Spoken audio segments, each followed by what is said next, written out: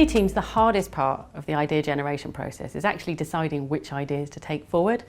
So to help you with this, we've created some tools which are going to help you and your team with a process and some clear criteria for making decisions.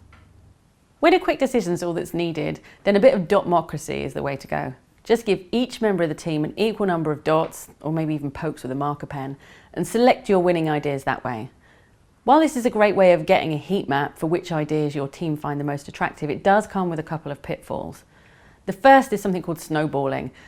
The ideas that get the first few votes tend to then go on to collect the rest. The second is the rise of mediocrity.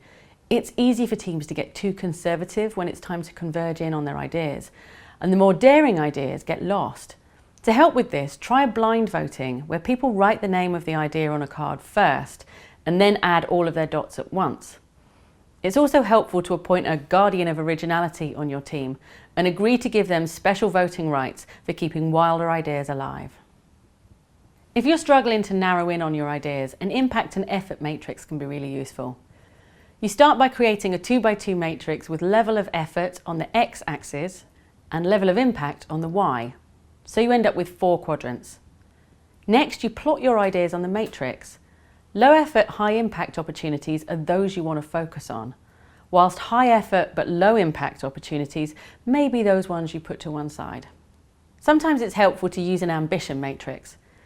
So you can use this tool to clarify your level of innovation ambition when working with several new ideas. Are we looking for quick wins or radical breakthroughs? So create a 2x2 matrix and then divide it into 3 sections. The bottom left quadrant is incremental ideas.